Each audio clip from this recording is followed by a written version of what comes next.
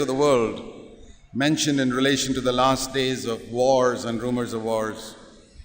One is in the book of Zechariah chapter 14, we read in verse 2. Zechariah chapter 14 verse 2, I will gather all nations against Jerusalem to battle. Jerusalem is going to be the center of a lot of conflict in the last days. And that was written 2,500 years ago. Jesus said in Luke's Gospel and chapter 21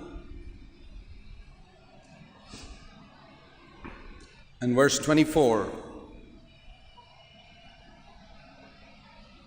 Jerusalem, last part of that verse, will be trampled underfoot by the Gentiles until the times of the Gentiles is fulfilled.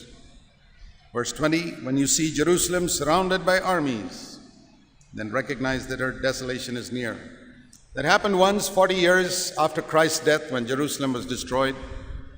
It's going to happen again at the end of time. Jerusalem, verse 24, will be ruled by non-Jewish people until the end of time. Let me tell you something about Jerusalem. From the time of Nebuchadnezzar, 500 years before Christ, Jerusalem came under the control of foreign powers. The Babylonians, the Greeks, finally the Romans. In Jesus' time it was the Romans. And then the Romans ruled Jerusalem for a long time, and then other people, then the Muslims, and finally the British in 1900s.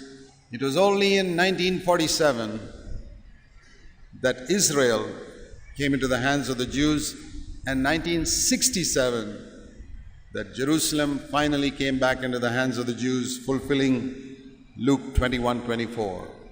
That never happened till 1967. It was not even true when Jesus was on earth.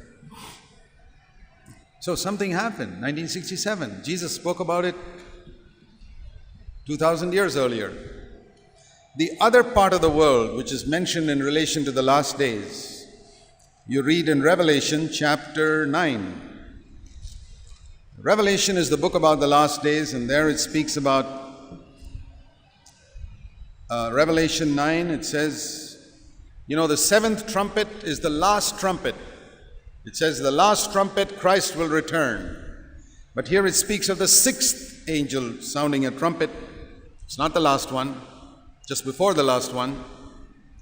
The sixth angel, Revelation chapter 9, verse 13, the sixth angel sounded his trumpet, the second last trumpet, and I heard a voice saying, release the four angels, verse 14, the demons, who are bound near the great river Euphrates.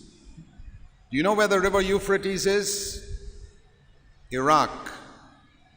Release the demons that are bound in Iraq, so that war will come. The armies of mankind, verse 16, will come.